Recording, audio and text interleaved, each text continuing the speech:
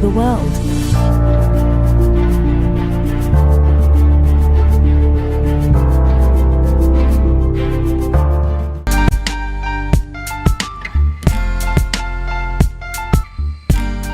Put a smile on your face when you're moving from place to place. Good morning, good morning, morning, good morning, morning.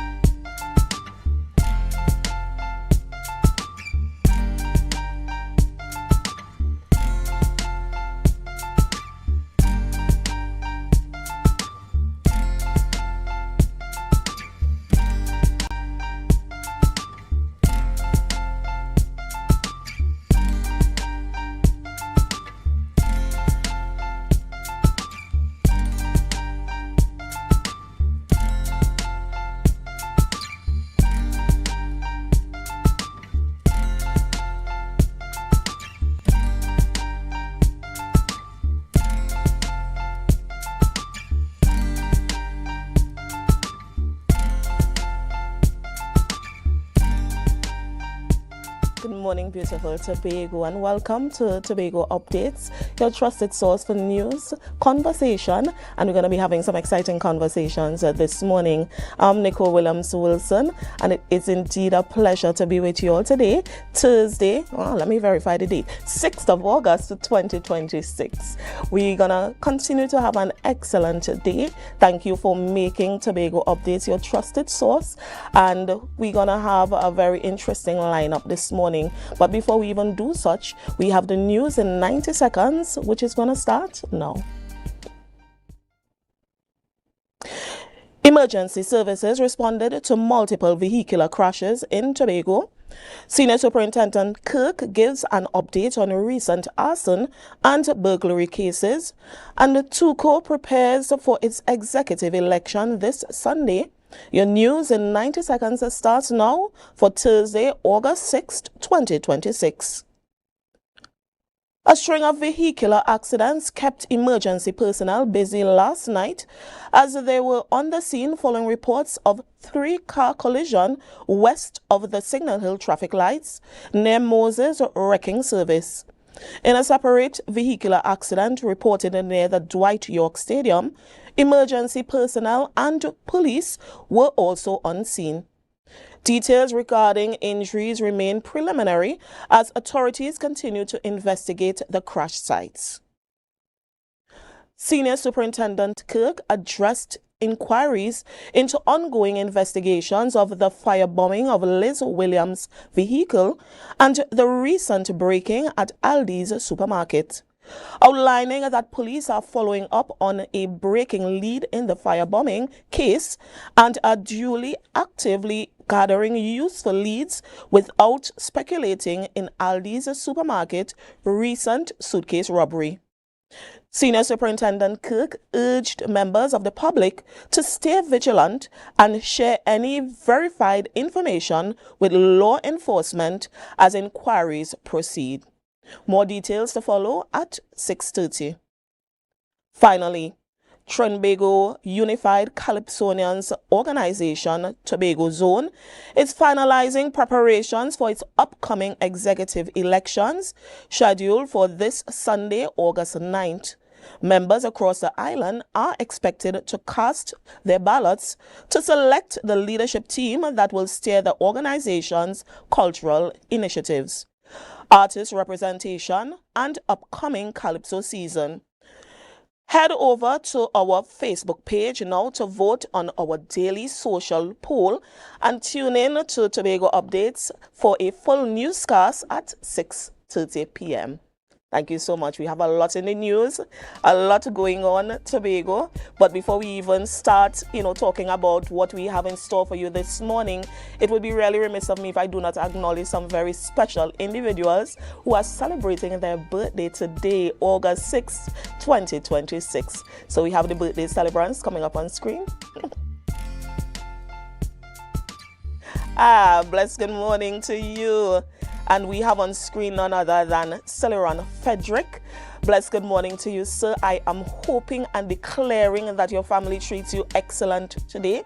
I declare God's richest blessings over your life, and you do have a remarkable day. Buy something for yourself, yes? Up next, we have none other. If you don't know this gentleman driving on the motorbike up and down Tobago, then this is Mr. Carver Vincent.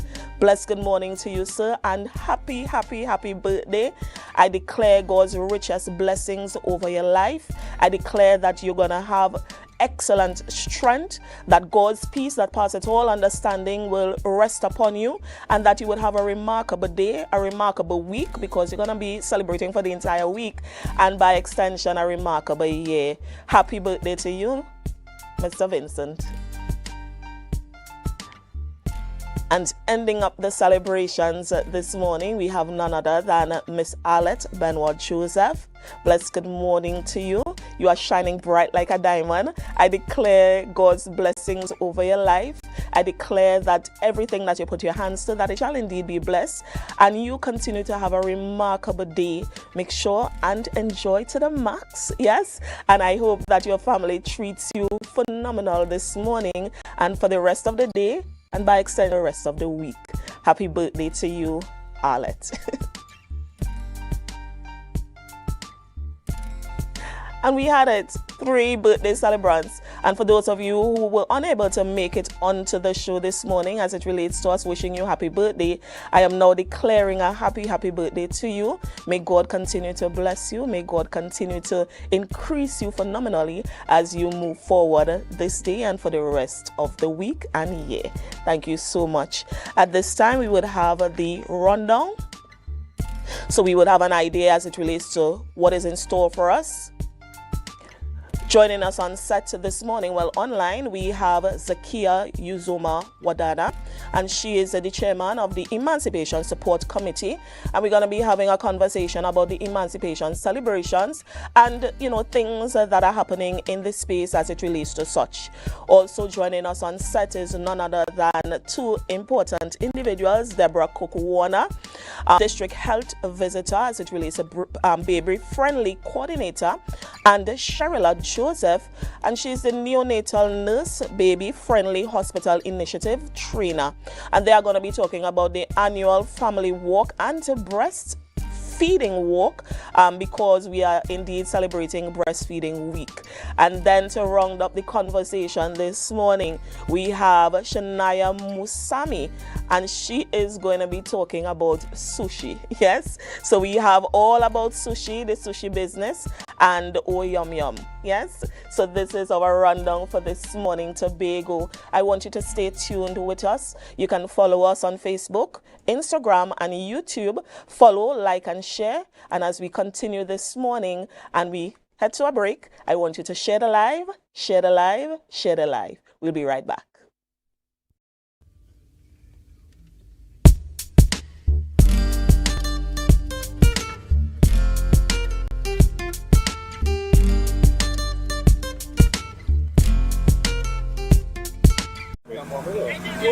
Wait.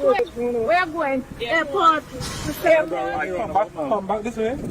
Catch you roundabout and go down. Right here. Leave on time to be on time.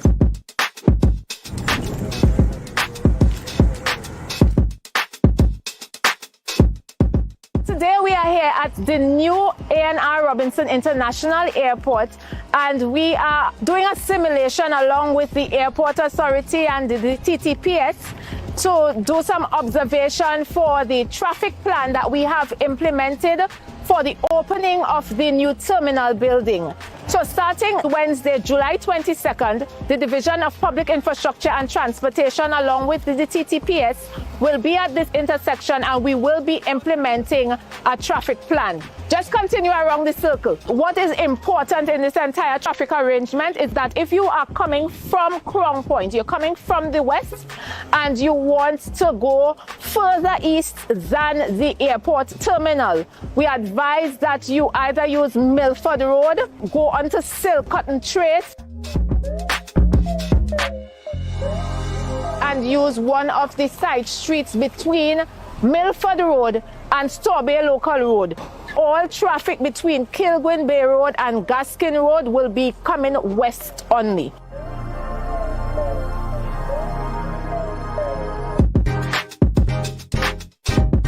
So that is one of the important points that we have to get into our systems as we learn to navigate around the new arrangements at the new A&R Robinson International Terminal going forward.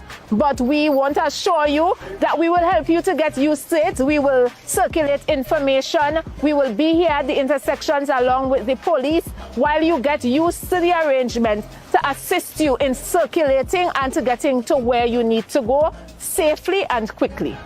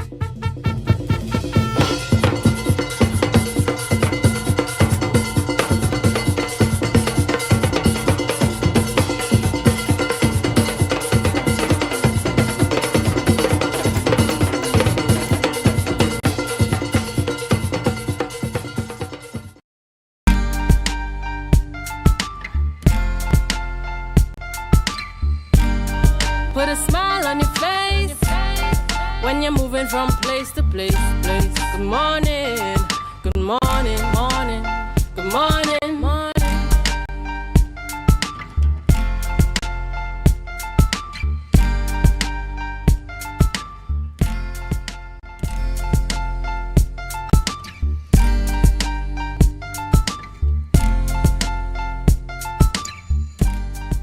Thank you so much, Tobago. Thank you for staying with us.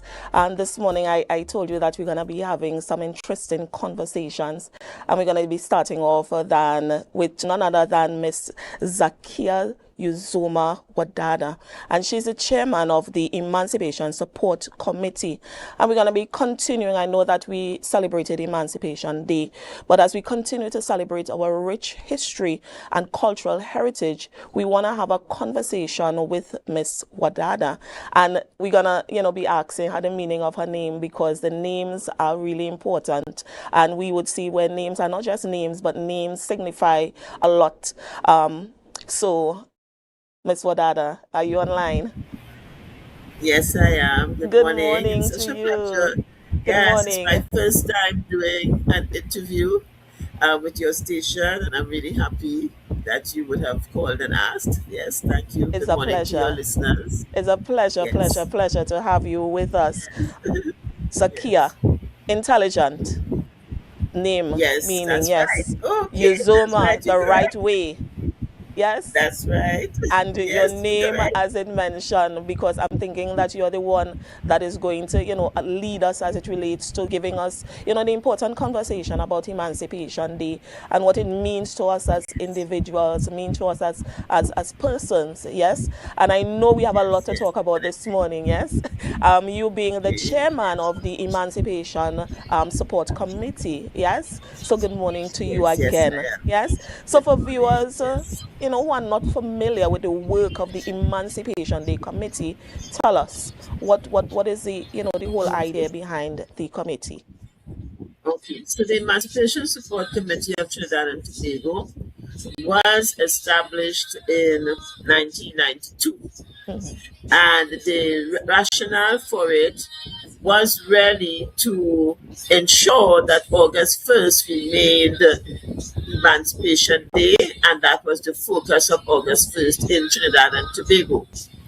Now, what has happened is that in the 1992, we were going to celebrate, the world was celebrating, strangely enough, the quincentennial anniversary of Columbus's arrival in the Caribbean, which, as we know, was in 1492.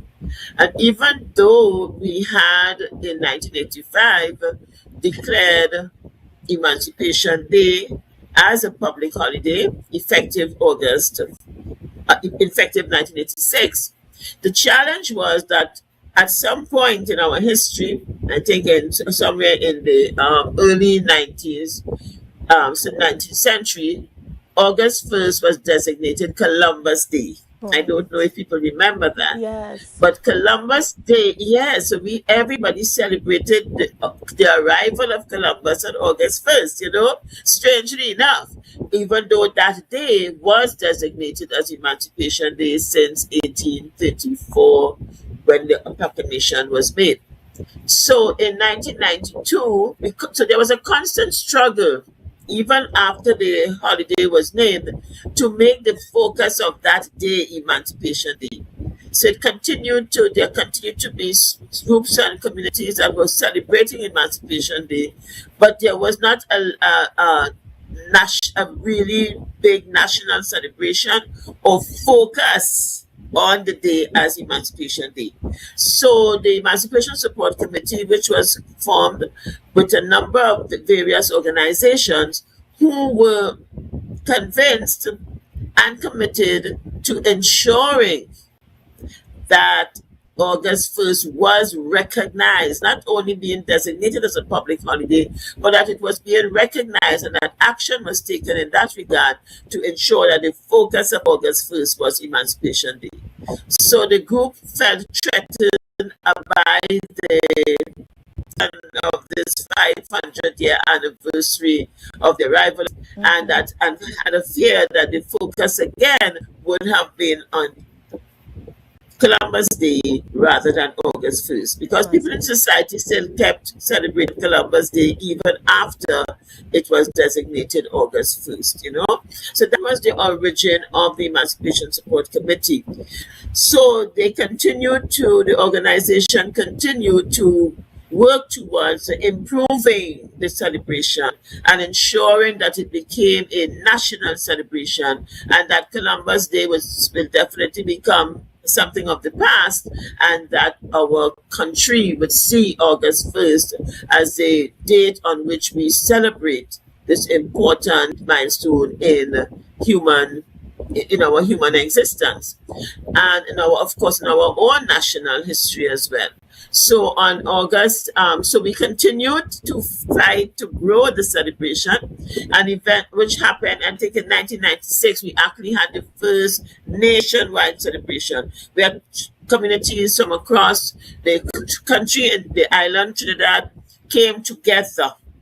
We have had some collaboration over years with Tobago, depending on the administration, where we've had people come from Tobago to be part of the celebration, or guest artists who we have had would have come to Tobago on your August 1st as well. Yes. We wish that collaboration could be much stronger, and we have to continue to work towards that. But what we are saying is that the organization, in addition to just its focus on the celebration, eventually developed itself into a full development organization, which now works under a number of program areas, including culture, community mobilization and development, youth mobilization and development, business development, advancing the human rights of Africans, and African Union and diaspora relations. Yes, so we actually our organization works throughout the year. And in addition to the major celebration, of course, which takes us quite a bit of time to develop because of its many dimensions, the festival starts on the 25th of May every year African Liberation Day. That's when we launch. And we have a number of activities, including a drum festival, Eva Africa, our fashion show, our Kwame Ture Memorial Lecture Series. And we do all of that before we get to the Lichiasuoma Wali Emancipation Village, where we have a large number of entrepreneurs and vendors, over 200 of them. And we make this amazing space with educational plus, which we call an edutainment space, because there's a lot of educational, what we call it, symbolisms. But, we have these very large books. We have obelisks covered with information. It's a very beautiful space. And incidentally, but luckily, since last year, we have had included in our village a group from Tobago who actually make their on the spot oven bread. Oven bread, correct. Listen to me, it is the most delicious thing. Yes, I saw them. Dinner every night in the village. I mean, so I really want to thank Ms. Dane Job and the others for introducing that into the village, and it is extremely popular. And that's our little taste of Tobago. We want much more. And we continue to, not only with the pretty food, but the culture, the dance. We've been trying for years to get some persons to come over, but we hope to improve that, over time. But that is the work of the organization. Once we have finished the festival now, we are moving quickly to do our National African History Quiz for secondary schools. And we do a national primary school spoken word competition for primary schools, both of which schools in Tobago have participated in the past. So that is the main work. We have community mobilization development meetings once a month. We do workshops to help develop our community groups, so we do like strategic planning, organization management and development, leadership, those kinds of workshops with them.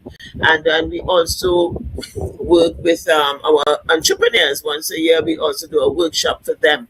So that's the kind of work. And of course, advocacy continues with respect to advancing the human rights and well-being of Africans, both here in our country and, of course, abroad. So basically, that is the ESCTT in a nutshell. Yes, a whole nutshell, a whole handful. Yes. But one thing that stood out for me is the history. Yes, and we have to kind of hold fast to the history, because the history is what would have made us as it relates for today. Who we are. Yeah. Definitely. I just want to congratulate the committee, and congratulate you for the excellent work that you are doing, Mrs. Wadada. As we continue the conversation, I know that this year's Emancipation Day celebration carried a theme. Yeah, I want you to I want you to speak to the team for me. What was the team, and how does that team resonate as it relates to the message that the Emancipation Day Committee want to bring forth? Yes. So every year we choose a theme that is representative of the space in which, or let us say, the where we are in our process of emancipation. So this year our theme was Igniting African Consciousness and Dismantling Colonial Legacies. Yes. So we understand emancipation, as I said before, to be a process. And we think that the focus in that process at this time has to be reparations and decolonization. And decolonization, one of the beautiful things about decolonization is that if we are able to work towards it and ensure that it happens, it is not only going to benefit the African population of Trinidad and Tobago, it is going to be best for all of us. Because all of the people who are here, and of course the diminished population of our indigenous people, is as a result of colonization. Yes. You see? And even though we became independent, and even though Trinidad has achieved Republican status, most of our administrative governance, our administrative infrastructure, our governance infrastructure, our education infrastructure, our national security infrastructure mirrors the colonial systems. And therefore, inhibit us as a nation from growing and paying attention to the actual challenges and realities of today of our Yes. country. Yes. You see? Yes. Because we continue to follow this colonial Colonial. style Yes. of Yes. governance, you see? Yes. And therefore, that leads, for example, the African population to continue to be victims of a certain level of systemic discrimination, because it was part of how we saw things. It was part of how we perceived Africans in the society. It was part of how, for example, Africans were treated, for example, by the police service as against how they would have treated those who were ruling the society. And you still have those kinds of what you would call the internalized prejudices that have become part of our psyche. So we would still have teachers in school talking to our children and talking, referring to their complexion, and that how that would make them worthless. We would still have people complaining about the texture of the hair of Africans in the society. All of that is part of that colonial experience. What we are teaching the children in schools. Yes? How much of the full history of Africans before they were enslaved is taught. You see, because we are introduced into the history for the most part in our schools as enslaved persons. And enslaved persons isn't even the word that is used. We are called slaves. So, or even with the other groups, indentured persons. And not that each of the groups that came here have its own history, had its own development before enslavement. And we do not know of the history of each of the groups that live in Trinidad and Tobago as we should. And therefore, it gives rise to some of this, the express, because I don't think that in reality we live that way. But that express kind of we tend to think we have this racial divide within our country. And sometimes a lack of respect for each other being expressed, because we don't know who we are, beyond the fact that one group came as enslaved persons, two groups came as indentured, and that's who we know each other as.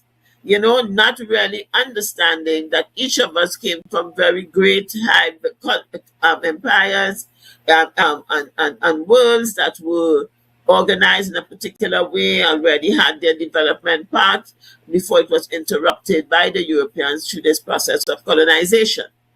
And in fact, there are still within our region many colonized territories. Yes. There are still non-independent territories. As a matter of fact, the Caribbean has the largest percentage of non-independent territories in the world. You see? So and then we have the threat of, the US within recent times, given that threat towards a kind of recolonization of the space by sort of igniting the Monroe Doctrine system. And therefore, you understand, trying to retake again control of our space. So we think that key to the full liberation of Africa and our nation is the process of decolonization. Yes. Yes, reparations and decolonization, and they are interdependent. Decolonization is a part of the reparatory process, and if we are not, so they are interconnected.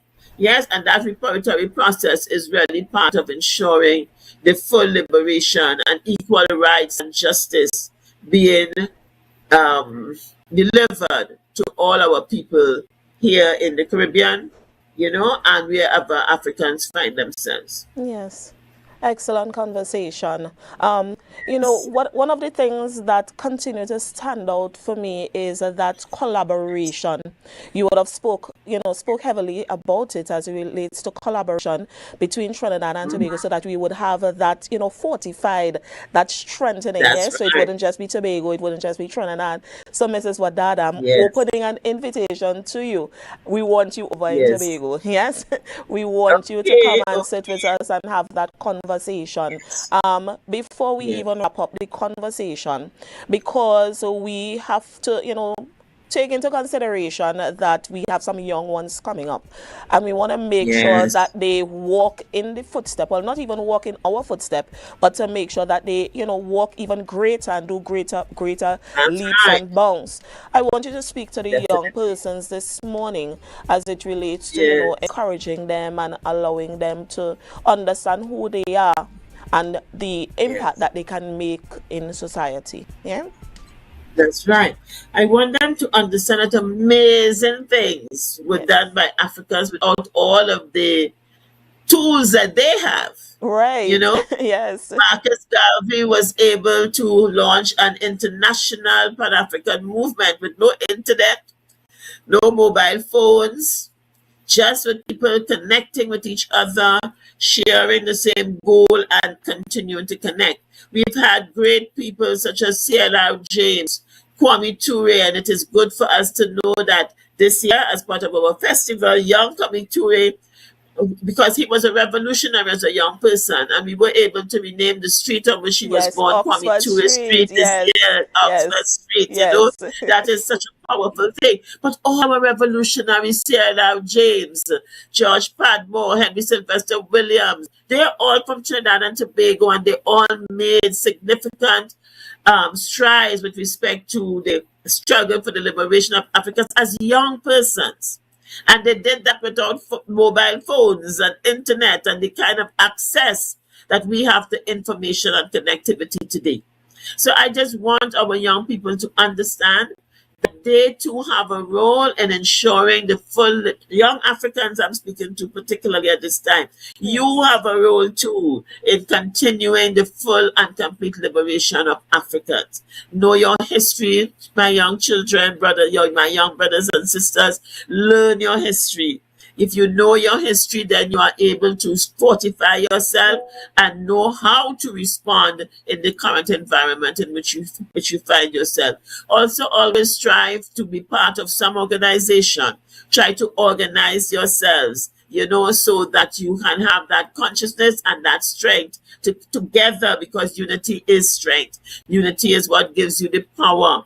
Learn from your elders. While we are here, reach out and ensure that you can get as much as you can based on our experience, based on our perceptions, based on our worldview, based on our knowledge and understanding of the geopolitical situation that exists, which sometimes you may not fully comprehend. Yes. Reach out to us and know that you too have a role to play in the continued liberation of your people. Thank you so much, Mrs. Wadada. Yes, Chairman of the Yes. Emancipation Committee. Thank you for staying with us. Yes. Thank you for sharing, insightful information. And you continue the excellent work as it relates to the work that you're doing with the Emancipation Day Committee and Trinidad and Tobago by extension. Continue to have a blessed day. Thank you very much. It Was was a indeed a pleasure. Yes. Yeah, and I do look forward to coming back as you have invited. Yes, we are Yes, I look forward welcoming to you coming over with there to open be with arms. you. Yes, thank you so Yes. much. Thank you. Viewers, you just heard it. We had a very insightful conversation about Emancipation Day and the history behind Emancipation Day and the work that the committee is doing. But I want you to stay with us. We are going to be coming back, and on set we have some very important persons. But before we do, I want you to share the live, share the live, share the live. We'll be right back.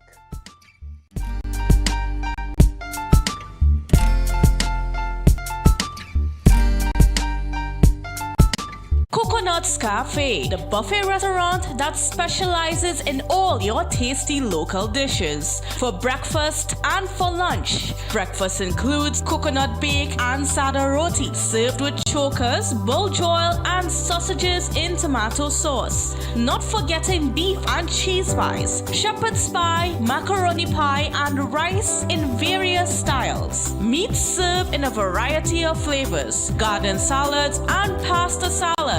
All this accompanied by fruit juices, coconut water, your choice of a great combination to appease your taste buds. So call us today to order, as we are here to accommodate your busy schedules, or if you are having a cooking day off.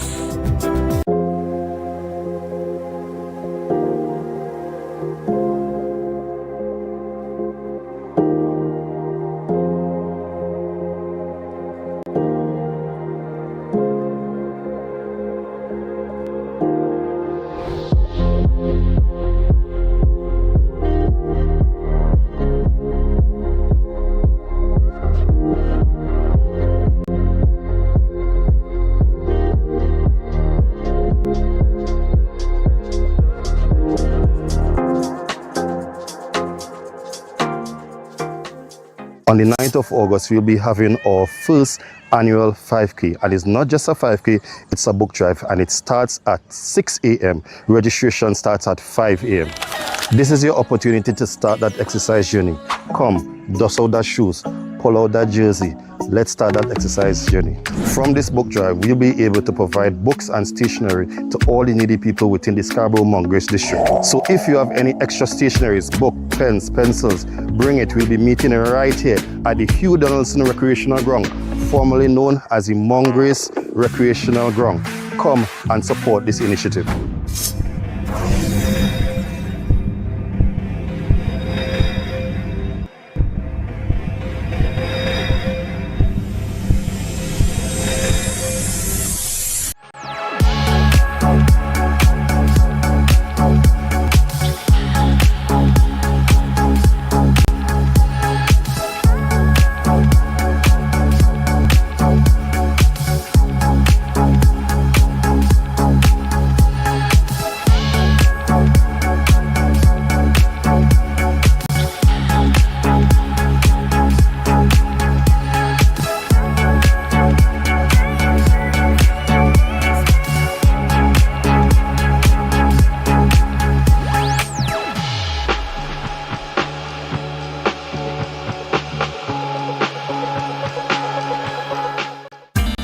As small Caribbean islands, we do need to remember that we can't do it individually. The Caribbean needs to work as a whole. From something as simple as pooled procurement of medicine or pooled procurement of equipment, to sharing training, to having centers of excellence in different islands. Working together as one, we can become giants. Be viewing Caribbean Medical TV on this station. Okay. 335, 336, 337, 338, 339. Counting on your fingers again. No wonder you lose your business. Grandpa, thanks for helping me start over. You not lucky in business, you know. As a child, you tried to sell hog plum. That failed. As a teenager, you and your boyfriend tried to break into the jewelry business. But hey, where that boy end up? He live in Aruka in the Grove. The golden one. Oh, child, if you want to get into business, you have to have your financial records intact. But hey, do you know your numbers? Of course, 624-333. No, child, your numbers, your ratios, your equity ratios. You have a financial handicap. What? You need to see somebody about that. Anderson. Who? Anderson in Trinidad and Tobago, they offer tax and accounting services. They know about financial management. Grandpa, I started this business with nothing. And nothing is what you will end up with unless you call Anderson Services. Here. Okay, this card is nice. Yeah. What's this? Your rental fee. Have business will pay rent. Hot and groovy in the soca party.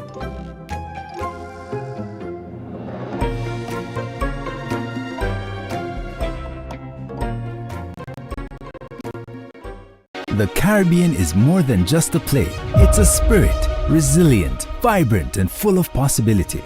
Rooted in connection, driven by community. It's who we are at the heart of everything we do. For over 150 years, we've been right here, invested in the Caribbean, its people and its progress. And today, we're going even further. Liberty Business, rooted in the Caribbean, committed to you. Are you in a dispute with a registered investment service provider of the TTSEC? Or maybe you're the victim of an investment scam? You can lodge a complaint or submit an anonymous tip to the Trinidad and Tobago Securities and Exchange Commission. Download our Investor Protection app or go to ttsec.org.tt to access our complaint form or submit an anonymous tip. Write a clear summary of your complaint. Submit copies of supporting documents along with the originals for verification. Provide a copy of the feedback received from the entity regarding your complaint. All investor complaints or scam reports submitted by the public are acknowledged and reviewed by the TTSEC. Investigations are pursued based on the outcome of the review. Trinidad and Tobago Securities and Exchange Commission, protecting the interests of investors and the public. You invest, we protect, everyone benefits.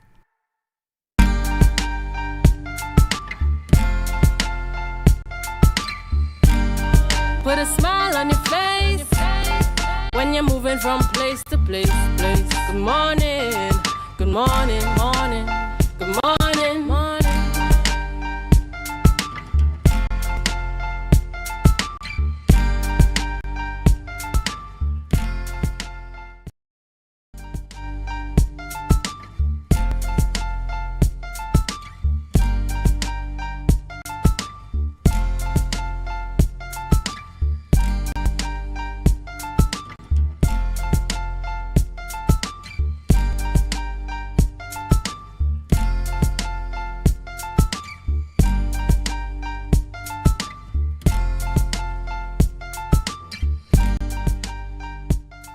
Good morning, Tobago, and welcome back. Now, each year we have a very important day that is celebrated, and that is World Breastfeeding Week. And this is observed around the globe, and it is to bring awareness to individuals, especially mothers, the importance of breastfeeding. And not only such, but so that persons could also kind of be sensitized about how important breastfeeding is and that breast milk. Yes? So joining me on set is two wonderful individuals, and we are going to be having the conversation about such. We have Miss Alison Quintero Constantine, and she's the director of the Breastfeeding Association of Trinidad and Tobago. Also, we have Miss Cherise Edwards, executive officer of the Breastfeeding Association of Trinidad and Tobago, and the acronym is TBAT. TBAT, yes. And what is really special about TBAT is that this day they are celebrating 49 years, and 49 is, is a heavy fleet. And we want to say congratulations to you, because you all are doing an excellent job. Breastfeeding for me is really important. And once we understand the importance and have persons a bit more sensitized about such, they would be more, embracive of the whole breastfeeding idea. So good morning and welcome again. Thank you. So to begin, we have World Breastfeeding Week. Tell us about this. All right, so as you rightfully said, World Breastfeeding Week it's not specific to Trinidad and Tobago. It is an international observance, and it's been around for a very long time. This year it's 34 years, and it really is to bring, as you said, awareness to the importance of breastfeeding, not only for babies, because a lot of times when people think about breastfeeding, they think about babies, but there are many benefits to mom as well. And so it's just to let not only society, but governments also become involved, and civil society and businesses to understand that breastfeeding is important. And as the theme for this year, World Breastfeeding Week says, breastfeeding for sustainable start in life, strengthen what works. And so breastfeeding works, and it creates a sustainable start for life. Yes. I really want to, piggyback on what you said, that breastfeeding works, yes? I have 4 children, right? And we did that exclusive 6 months breastfeeding. Lovely. And I do have to admit that at no point in time I had any issues as it relates to, sometimes you give them milk and, they break out on their skin, or, they have, that a lot of mucus and poorly nose. At no point in time I had issues with them as it relates to such. And I really and truly know for a fact it's because of that breastfeeding, that exclusive 6 months. Now, mind you, it was a tedious challenge, of course, yes. But we stood our ground, and we're here for today. Yes. So it's considered one of the best starts. I would have spoken to my experience, but I want you to tell persons, why is it this important? Okay, breastfeeding is important to your baby. Yes. And it is indeed the best start. Your breast milk provides everything that young one needs. It has the first immunity, if you want to say. The baby, when that baby comes out in this world, it's vulnerable. And that milk provides that protection for that baby for that first few months before, you know, they will go out to, to get immunization. It provides the perfect milk for that baby. As that baby grows, the needs change and the milk will change to suit. There is different types of milk. The first milk will be, you know, the water, colostrum is the first liquid because it's precious, right? Then you have that fore milk has all the water and stuff. So your baby doesn't need water. You provide, your milk provides everything that that baby needs to get through. And especially for that first 6 months, that's why we say exclusive feeding for the first 6 months. Your breast milk provides everything that that baby would need. After which, we would complement, but we don't have to stop breastfeeding. We can still continue breastfeeding for 2 years and beyond, but you're complementing it now because it won't be enough to sustain growth and development. So, you know, you have to make sure. And by breastfeeding, you reduce the risk for chronic diseases. So obesity, diabetes, and remember our children are our future. So if we set the right foundation, we would look forward to a healthy future. Yes. You are really, you know, putting in plug there some really important information, because I am thinking that some persons in this space, they have that misconception that my baby is not getting enough with regards to breastfeeding. So I have to buy formula because I want them to be full. I have to give them water because they may be dehydrated. But you're speaking to the fact that breast milk gives you every single thing that the baby needs. Exactly. If I could just add, once a baby is well latched and breastfeeding well latched and well positioned, then the baby will likely be getting exactly what it needs. And so when you speak to the fact that some mummies think that they don't have enough or the baby isn't getting enough, there are things to check on that. And if I could just let everybody know that what you're looking for and what you're looking at particularly are the diapers and the diaper output. So you're looking for, at the first day, you're looking for 1 wet diaper, at least. And then the next day, 2 wet diapers. Day 3, 3 wet diapers. Day 4, 4 wet diapers. Day 5, 5 wet diapers. And from 6 days and beyond, you're looking for between 6 to 8 wet diapers. It could go above, but we don't want it to go below. That states that a baby is well hydrated. And as well, of course, you're looking for poo output. Right? And so they must be sustaining that. And those are some of the ways that we look, or some of the things that mothers can look at to ensure that baby is getting enough. Right? So there are ways and means of checking on these things. No need to necessarily go to formula. That's why we have support available in the hospital and as well at the Breastfeeding Association of Trinidad and Tobago. We have skilled and trained counselors that if you call us, you'll get the necessary information that you need and be guided accordingly.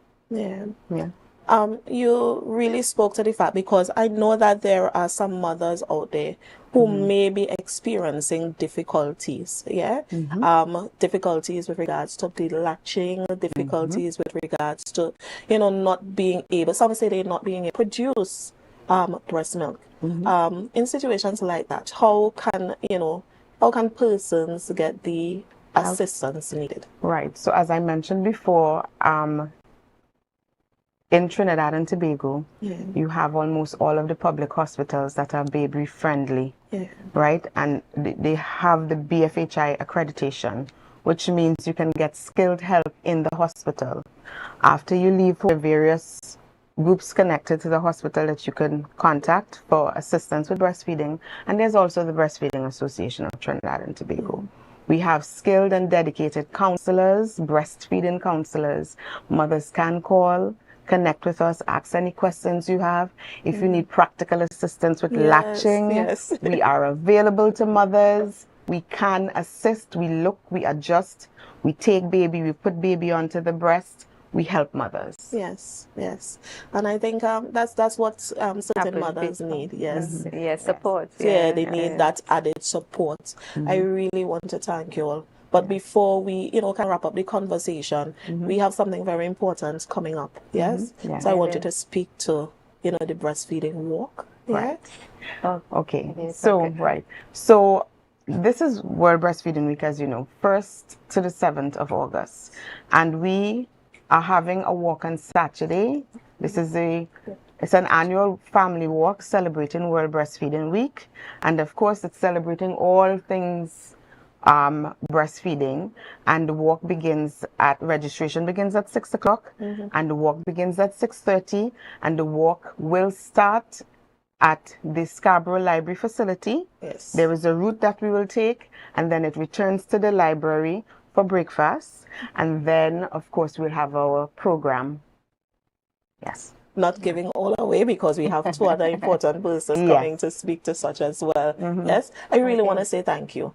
Yes. Thank you for, continued work that the association is doing, and the importance that you are compounding, that breastfeeding is indeed the best option for mothers.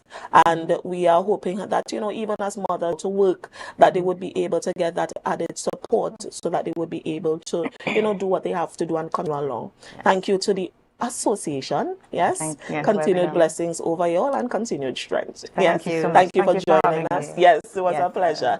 So, Tobago, you just heard conversation about breastfeeding week and breastfeeding and the importance of such. Yes. So we are going to be back. I want you to continue to share the live, share the live, share the live. We're going to be continuing the conversation as it relates to breastfeeding.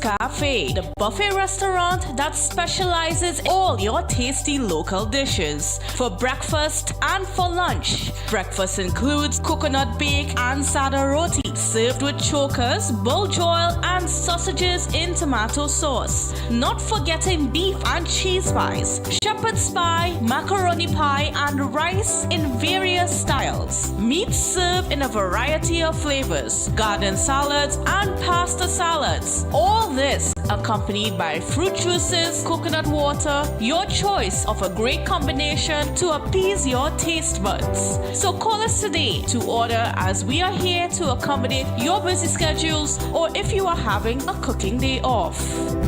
Welcome to Tobago Glass Supplies Limited, where innovation meets excellence and service reigns supreme. Our commitment is simple: to provide high-quality, innovative aluminum, vinyl, and glass solutions for both commercial and residential spaces. At TGSL, we don't just meet needs, we exceed expectations. Our range includes the finest aluminum cladding options, setting new standards in durability and style. Driven by our passion to elevate, we aim to be the leading supplier in the Caribbean market while retaining our identity as a family-owned business.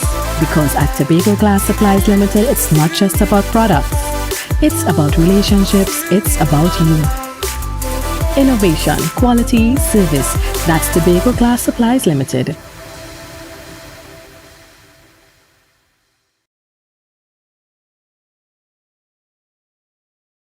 It's a different type of thing down there. And we party till we drop down there. With a lot of pretty girls down there. Down in Tobago.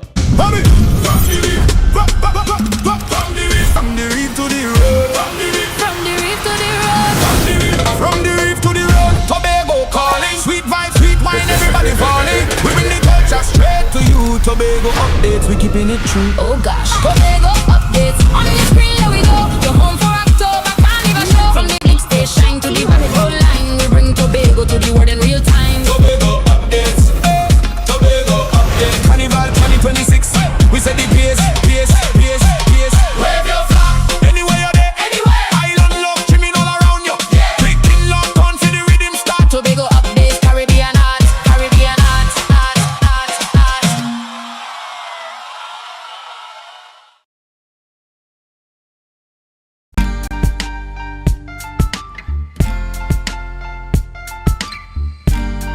Put a smile on your face when you're moving from place to place, place. Good morning, good morning, morning, good morning, morning.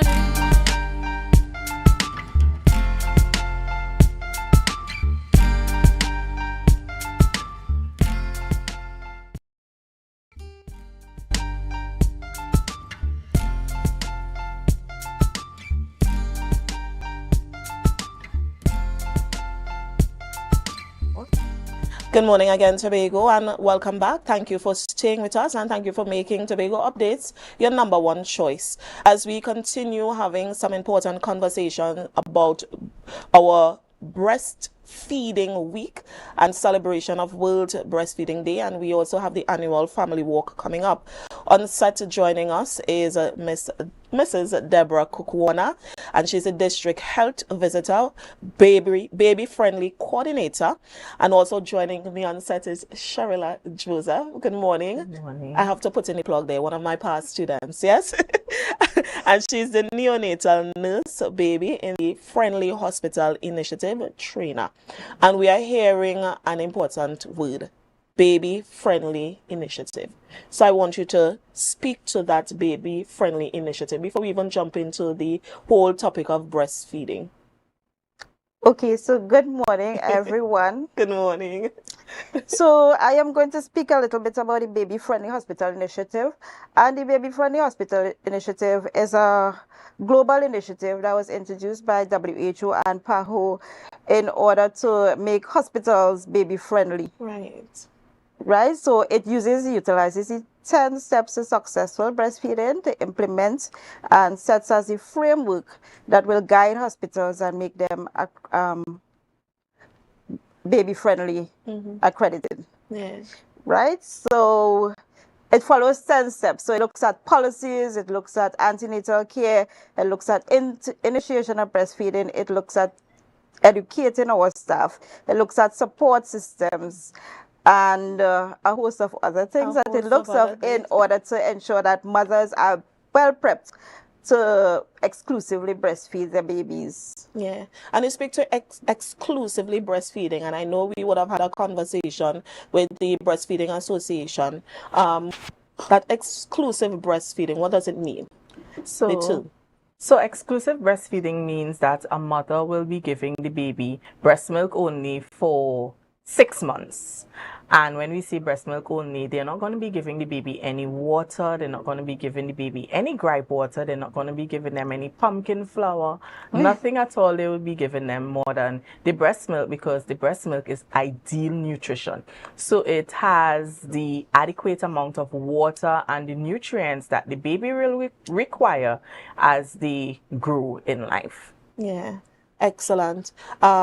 What are some of the assistance or support that whole baby-friendly initiative at the hospital, or even you as the nurse, gives to individuals who are having, that issue with regards to breastfeeding? Because I know that there are a lot of mothers out there who may have, that issue, and because of the issue, they are very, kind of deterred from not breastfeeding. So what support could you give? Yes, so every woman will have a different experience. Yes. Some will baby will latch as soon as the baby comes out, is delivered. Baby latches well, no problem. But there are some women who will definitely have little challenges. But we are there. We have at the hospital, we have the baby-friendly unit with staff, as well as all the staff, all the midwives and the nurses in that unit. They are trained right? So they are able to assist. And when we have an extra issues, then we will call in the professional. Well, all of us are professionals, but they will call us in to assist and provide that care. We also have support systems where we utilize all the health centers. The district health visitors are are trained, so they would assist the mothers when they go into the hospital, when they go into the community. Yes. And then we will do our part when assisting them home visits if they're having challenges, and show them how to latch and try to ease and support them as much as possible. Added to that, the support also comes where we as a unit, we call them within 72 hours of discharge from the hospital to find out if they have any issues and how breastfeeding is going. And if they do have an issue and it's not an issue that can be addressed on the phone, we will ask them to come into the unit if possible, and we would assist them further. If not, we do the home visits. Okay, nice, excellent. Because I was just going to speak to the home visit. I know that the district nurses do an excellent job. Yeah, been there so many times. Right, as it relates to coming in and making sure that the baby is doing excellent. But I really love this baby friendly initiative. Not for me, but it gives persons in this space that now is a really excellent time to have children. Because back in the days we didn't have this initiative. I want to speak more about it. So we are baby friendly hospital, baby friendly, mother friendly, family friendly. Family friendly. So we encourage the significant other to be with the woman, even when she is delivering. Right. We encourage the support as much as possible. Antenatally, during delivery, and postnatal, we encourage the support, because we know that mothers really, really, really need the support. And when the more support we have, the better the outcomes. So we encourage persons to come in and sometimes stay with the mother during that period where she's delivering. Yes. Right? And we also have the children sometimes coming in to visit their significant other, which is the baby, to visit the baby, the sibling at that point in time. And also, you have, just to summarize everything that you just spoke about, we practice mother-friendly care. Yes. So everything she just spoke about falls under the banner of mother-friendly care. So the support person, then we have the Lamas class that takes place every Wednesday from 11 o'clock. We have it at the hospital. So we encourage mothers and a support person to be a part of the Lamas class. We have exciting topics like the labor and delivery part 1 and 2, because it's a wide topic. We also have birthing tools. So we not just do the lie on the bed to have the baby for delivery. We have tools that can assist mommies with delivering the babies. So we have a lot of wide variety of topics that we go through to help mothers along the process. Excellent. And as we come to an end with regards to the conversation, I want us to speak quickly to the breastfeeding walk, the initiative that we're having, but more so the best fed baby competition. What does that entail? So this is a competition that entails looking at mothers' knowledge about breastfeeding, the willingness to share information, the willingness to be a mentor to somebody else and be a support to somebody else. We look at the baby, breastfed babies, and it's a competition that was held throughout all the health centers in Tobago. We had 6 zones, so we zoned the persons, and we were able to get 1st, 2nd, and 3rd in all of the zones. Right. So we looked at the condition of the baby, how long they breastfed for, the mother's knowledge about breastfeeding, if she knows about the benefits of breastfeeding to the baby, the benefits to mommy, and also the benefits to society, as well, her general knowledge and how she interacts with it. So it was just looking at her knowledge and her ability to share. And it was also us sharing the information, because we need as much support, much education as possible, because we have to at least share the information so everybody knows it is not only about the hospital or about the mother. We have to share the information, the government areas, providing the spaces for the hospital, the mothers, so that when they go back to work, they're able to breastfeed or express their milk and stuff. So the competition was really about the knowledge about breastfeeding. Yes. And it will culminate with the walk. So the mothers would be awarded prizes. Mothers who were first, second, third would be awarded prizes on the day of the walk that was spoken about just before. Yes, excellent. Thank you so much. And I have to put in a plug. I was one of the winners back in the days for this. That was nice. Congratulations. Right. So, viewers, we just heard this, and on the screen we have the annual family walk and breakfast celebrated World Breastfeeding Week, strengthening what works. We really want to thank you. Thank you for joining us on set. Thank you for the excellent conversation and, you know, the information, and continue the excellent work that the unit is doing. Yes. At this time, Tobago viewers, thank you for staying with us. Continue to enjoy the rest of your day. Right. Yeah, so thank you so much, Tobago. Thank you for staying with us, and continue to enjoy the rest of your day. I want you to continue to share the live. And up next, we have GMT with Chanel Felix. Continue to have a blessed day, Tobago. Be safe.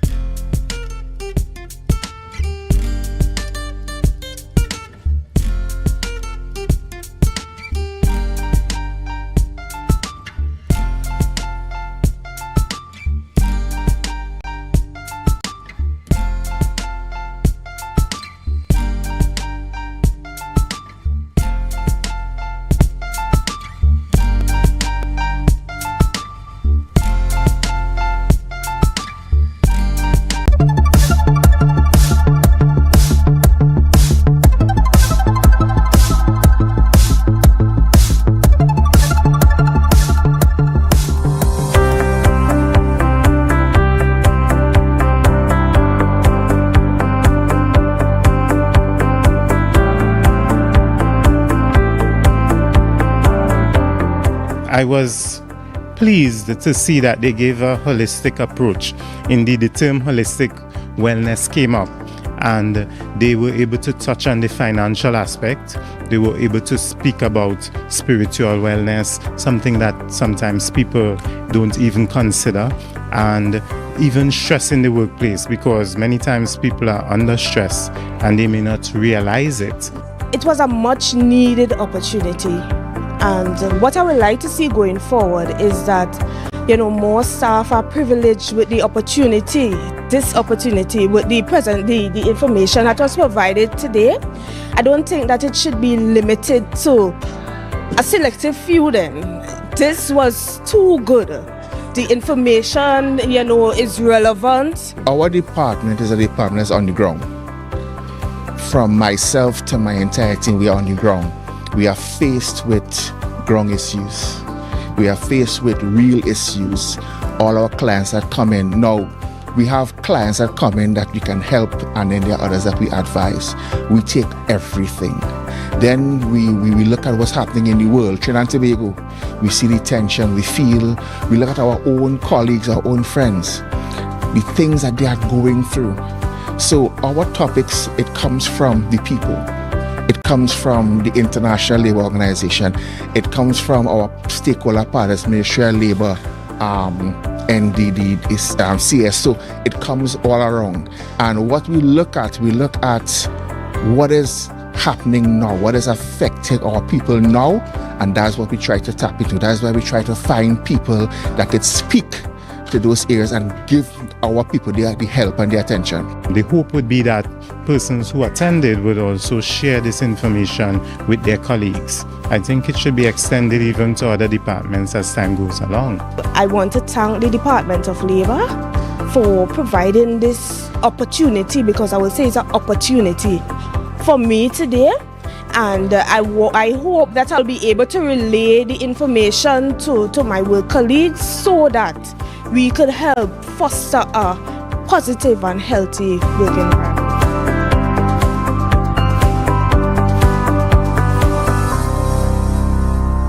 That was a production of the Department of Information, Office of the Chief Secretary, Tobago House of Assembly.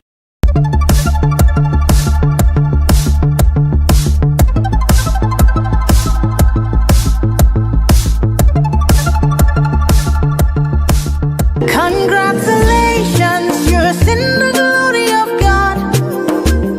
Congratulations, He has done it for you. And you will come back with a new song to sing. God is good. Yes, you will come again with a new song of praise. God is good. What we are seeing here today, I was in Tobago before when she had it in the ground. There's no greenhouse, it was just a concept. And seeing it today, it's exactly what we wanted from the innovation project, to be able to see scale up employment, looking at that substitution when you talk about importing food. I think we're really on our way.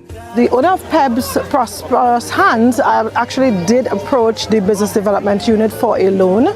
So we do have a loan program specifically for very critical sectors in Tobago: agriculture, tourism and digitization. And I found it very important for us to invest in this initiative, and I can say for today that we feel a sense of pride having invested in this project and seeing it actually come to fruition. We are very proud to be able to have an accomplishment that we can show to the Tobagonians as one of the things that the Mega Farming Development Program has successfully collaborated on. The Mega Farming Development Program is really tasked with the optimal utilization of state lands. What you see here today is a representation of my determination, resilience, faith in God, persistence, and I am so proud of where I've come from, what I've been through, and I just continue to give God all the glory, all the honor, and all the praise. I want to say a special thanks to my spiritual covering, the Ramdials. Special thanks to my friends, family, destiny helpers, and all those who sold into this vision for PEB's Prosperous Hands. Congratulations, no more tribulation. That was a production of the Department of Information, Office of the Chief Secretary, Tobago House of Assembly. You're viewing Tobago Updates Television, your exclusive gateway to Tobago, broadcasting the beauty of this island paradise to the world.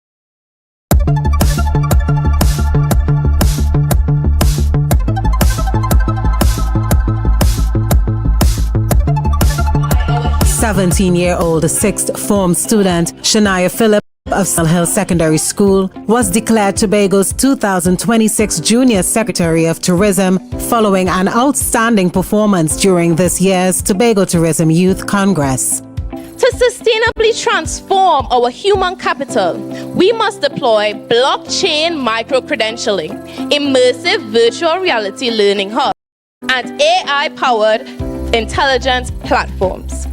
Shania tapped representatives from the other participating secondary schools who also vied for the opportunity to represent the island at the Caribbean Tourism Organization's Regional Tourism Youth Congress.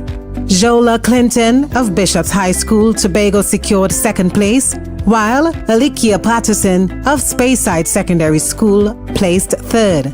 To move our industry from barely surviving to becoming a global leader, I, as a junior tourism secretary, propose 3 clear strategies. I propose 3 key initiatives to help transform Tobago into a living museum: youth engagement, community art, and digital storytelling.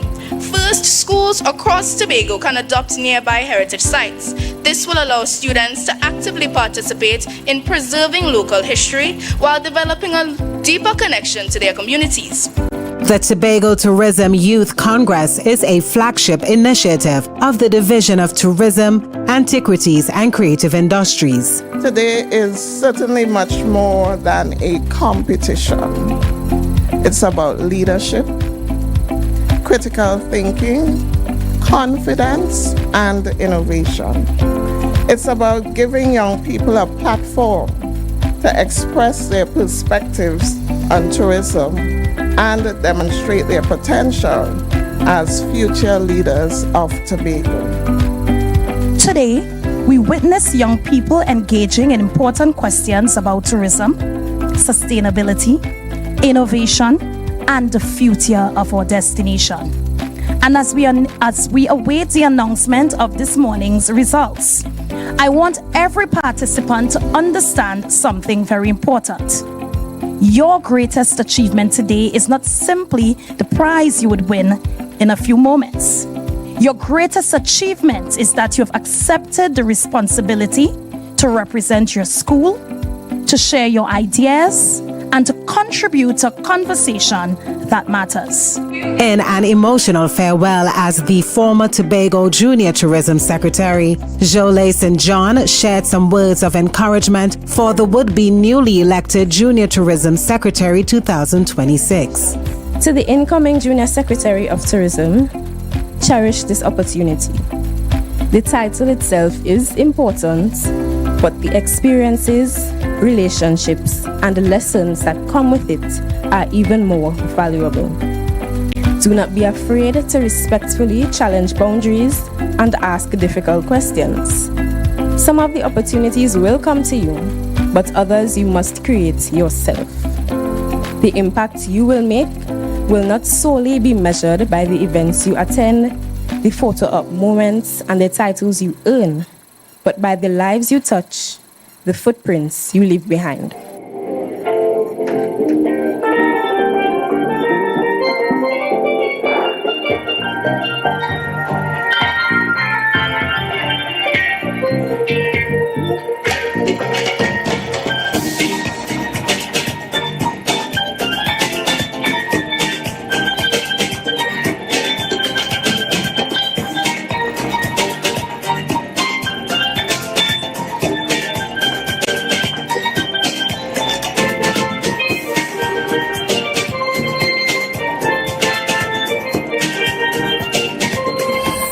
That was a production of the Department of Information, Office of the Chief Secretary, Tobago House of Assembly.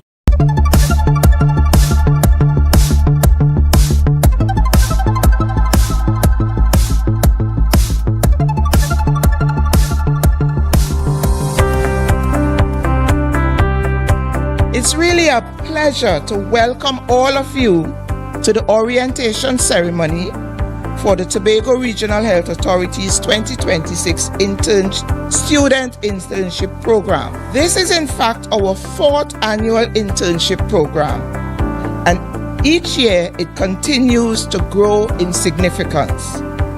Over the next 8 weeks, from today right up to August the 21st, you will not only observe the work of healthcare, you will experience it, contribute to it, and hopefully be changed by it.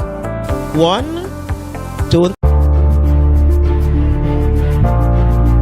You're viewing Tobago Updates Television, your exclusive gateway to Tobago, broadcasting the beauty of this island paradise to the world.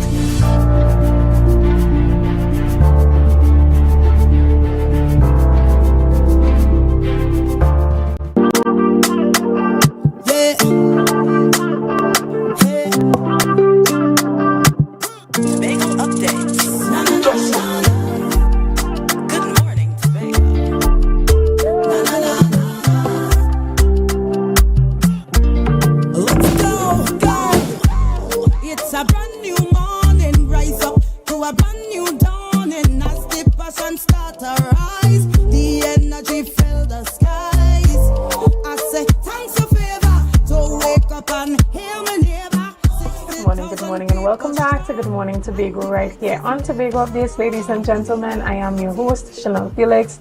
You guys, you know, whenever you see me sitting here, it's because we're about to have those conversations that you want to have while I ask those questions that you want asked. This morning, we're jumping straight ahead into our conversations. And we know that when we talk about children, learning, and psychology, there are a number of barriers that could prohibit kids from learning. Some barriers that you may not even know exist. This morning, we're talking about the Speech and Language Screening Initiative. And to have this conversation with me this morning, I have the privilege of sitting right here in studio with Assembly Member Ricky Jofield, who's the area representative for Darrell Springway. And this morning, he's accompanied by Miss Melanie Burusing. I want to make sure I get that correct. Who's a speech and language pathologist. Good morning, guys, and welcome. Good morning. Good morning. Good morning. Right. As I said in my introduction, it's when it comes to learning, there are a number of barriers, whether it be being able to hear, see, or speak well. And sometimes it takes a while before those issues are identified in children. Sometimes they're even far into their education when there's a recognition that, wait, this child has some hearing issues, you know, which may have prohibited them from hearing in the classroom. And sometimes when it comes to reading, we may have those speech impediments. So this morning we're talking about the screening session that's happening in the district, and that's happening very soon. Melanie, first of all, tell us a bit about what this screening initiative is about. So good morning, everyone. So this screening initiative is for both speech and language assessments within the Darrell Spring WIM constituency.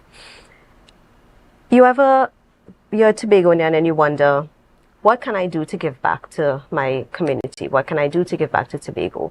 So this initiative is geared towards targeting children ages 2 to 8 within our constituents.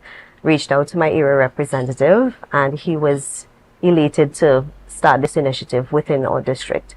So as a speech language pathologist, we will be assessing, diagnosing, and treating children, you know, with communication disorders, speech and language disorders, but we also, of course, do adults. But this initiative is only focused on children ages 2 to 8. Right. And we know that usually there's screenings that are done with children at quite an early age, and then there's the ones that they do at another stage, maybe like around 6 or 7, and they wait. You are targeting children from age 2 to 8. Why is it critical to get them around that particular period? Early intervention is always imperative. When you detect things early, you can now treat with it early. Now develop a treatment plan for that child if they need a preferential sitting or how we're going to treat that. It's always better to treat early and diagnose early so that we know how we're going to go through life. We also do adolescents as well, but this initiative is just 2 to 8. We want to make sure that we get that early intervention and we go ahead until 8 years old. Okay, tell us a bit about the hearing aspect of it. Would there be hearing screening happening at this screening as well, or just language? Just speech and language for now. Okay. Yes. When persons think about language issues or language delays in children, oftentimes they conflate that with children having a mental disability. Sometimes persons think that this is something that is mostly prominent in children who have autism or other types of disorders. Can you tell us a bit about the idea of these different types of speech-related issues that children would deal with, and that it may not just be a one-size-fits-all issue being faced by each child? Okay, so for speech, we have the sounding, the pronunciation of words, like articulation, we call it. And in the language aspect, we have both expressive, what you say, and receptive. Because sometimes you may have a child, and as a mommy, you will say, hey, go get your shoes. That's a one-step command. Receptively, you want to make sure that they're understanding that one-step command. Go get your shoes and put them on. That's a two-step command for receptive. Now, expressive, children may see things, they could be descriptive. Oh, boy, girl, red, blue, number one. But putting it into a sentence, formulating a grammatically correct sentence using everything, sometimes is independently hard for them. So that's what we also work on, that expressive language. Right. Assembly Member Joe Field, tell us a bit about why it was important for you to embrace this initiative and have it within your community. Okay. Good morning, Chanel. Let me say good morning to my district of Darrell Spring Wim. When I just got into office in the latter stages of January this year, Melanie was one of the first persons that came to me with an initiative for the community. When she explained to me exactly what it was, I was quite excited to have it being executed here. When, let us see, growing up in the district or even growing up in Tobago, I have noticed that language and communication is an important part of any human being's success, whether it be from the primary school level to the secondary school level, to even the working aspect of it. You need to know how to communicate. And if that foundation is not set from early on, I think citizens will have a problem with elevating themselves to exactly where it is they want to be. When I campaigned on bringing my community up to a level of being able to compete amongst the best within not only Trinidad and Tobago, but within the world. When she came with this initiative, I said, you know what, let's run with it. And as it stands now, we are going to start it within the next 2 weeks or so. So, yeah.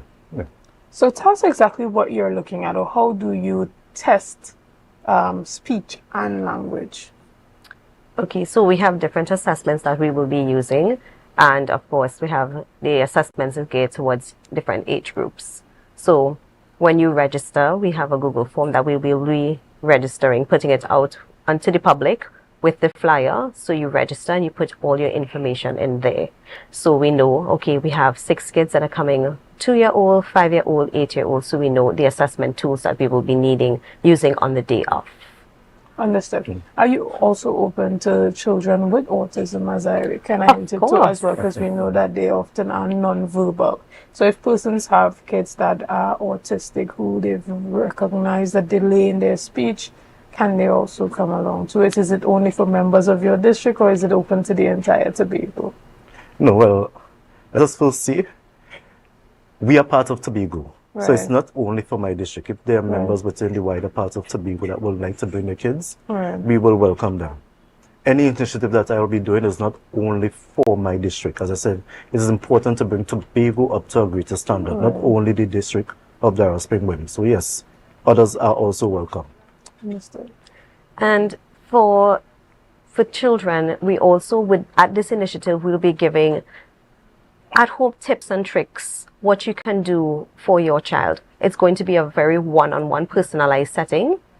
So from there, we're going to say, okay, this is what you need to work at home. So you have an at-home program. Also, if you need further testing, we will also be letting you know that. And also, if you need to be referred to another multidisciplinary team or someone within, the field, we will also be doing referrals. Understood. And even outside of this initiative, when or at what point should parents seek out speech therapy for their kids? Okay, so we have a 1, 2, 3 method. So at 1 year old, you're supposed to be doing 1-word utterances. At 2 years, you have 2-word combinations juice, please.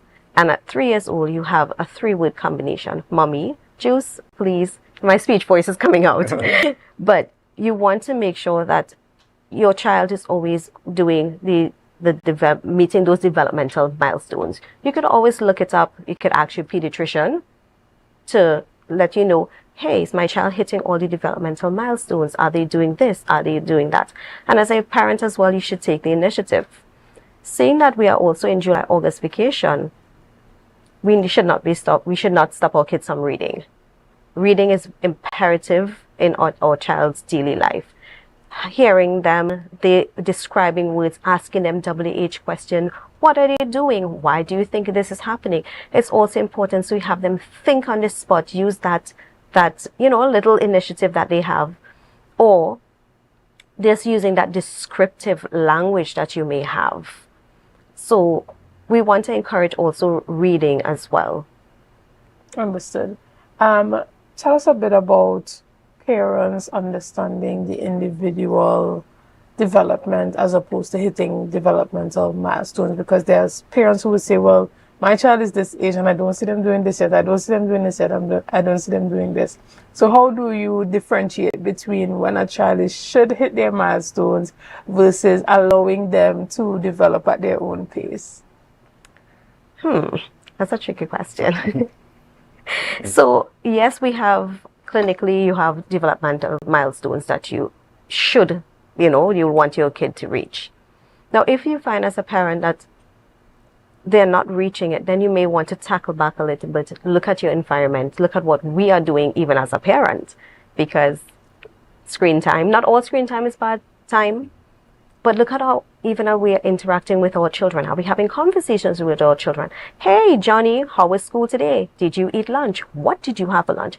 Interacting with our kids. Even as a parent, we're guilty sometimes being so busy that we don't take time to even have a conversation with them, do homework with them. So yes, we want them to meet the developmental milestones, but as parents, we need to take a little bit of responsibility for letting them meet that milestone, doing what we have to do and go the extra mile to have them meet it.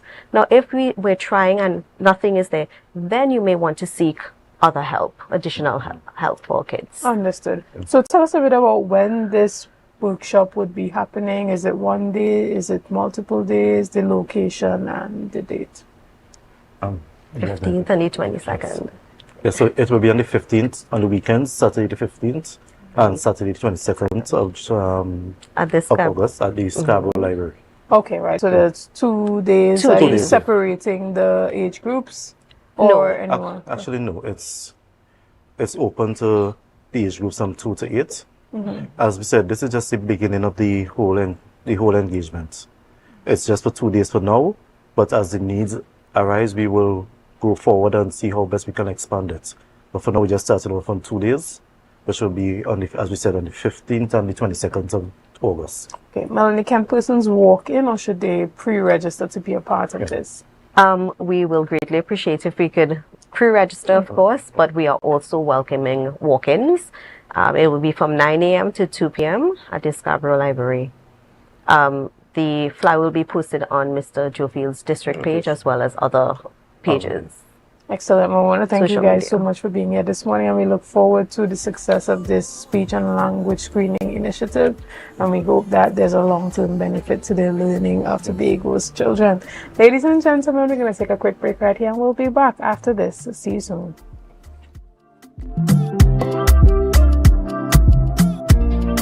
Coconut's Cafe, the buffet restaurant that specializes in all your tasty local dishes for breakfast and for lunch. Breakfast includes coconut bake and sada roti served with chokers, buljoil and sausages in tomato sauce. Not forgetting beef and cheese pies, shepherd's pie, macaroni pie and rice in various styles. Meat served in a variety of flavors, garden salads and pasta salads. All this accompanied by fruit juices, coconut water, your choice of a great combination to appease your taste buds. So call us today to order, as we are here to accommodate your busy schedules or if you are having a cooking day off.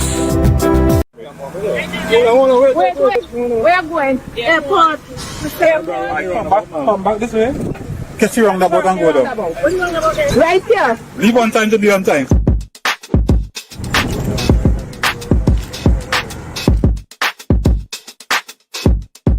Today we are here at the new A&R Robinson International Airport, and we are doing a simulation along with the Airport Authority and the TTPS to do some observation for the traffic plan that we have implemented for the opening of the new terminal building. So starting Wednesday, July 22nd, the Division of Public Infrastructure and Transportation along with the TTPS will be at this intersection, and we will be implementing a traffic plan. Just continue around the circle. What is important in this entire traffic arrangement is that if you are coming from Crown Point, you're coming from the west and you want to go further east than the airport terminal, we advise that you either use Milford Road, go onto Silcotton Trace, and use one of the side streets between Milford Road and Tobago Local Road. All traffic between Kilgwin Bay Road and Gaskin Road will be coming west only.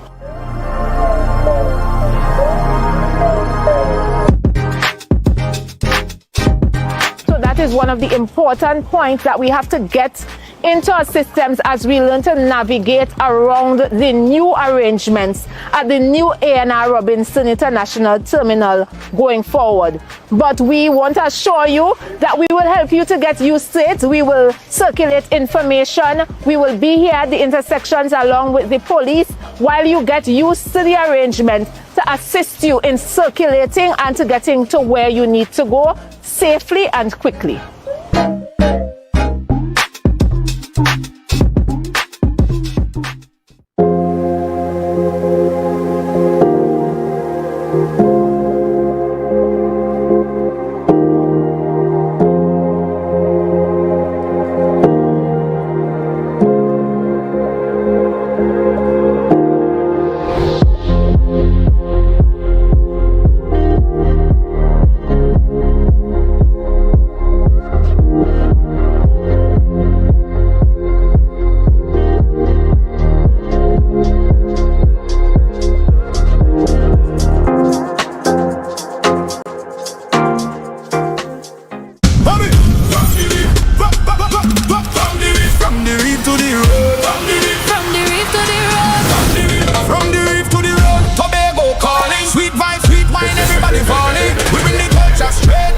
Tobago updates, we keeping it true. Oh gosh, Tobago updates on the screen. There we go. You're home for October Carnival show. From the big stage shine to the volleyball line, we bring Tobago to the world in real time. Tobago updates, Tobago updates. Carnival 2026.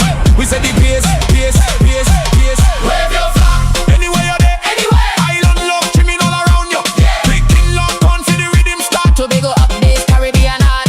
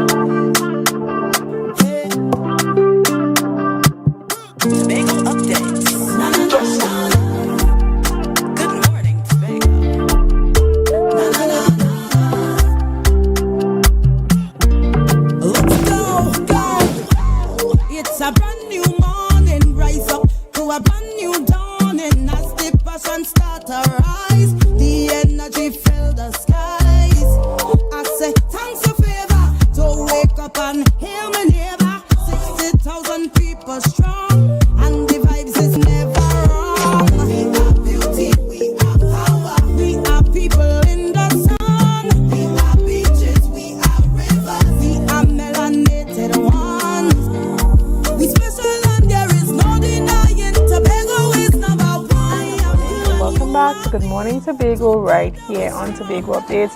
Ladies and gentlemen, this morning we have for you one of our traffic reports this morning, and you're looking at the Claude Noel Highway here, and we are actually looking at the Rockleyville traffic lights.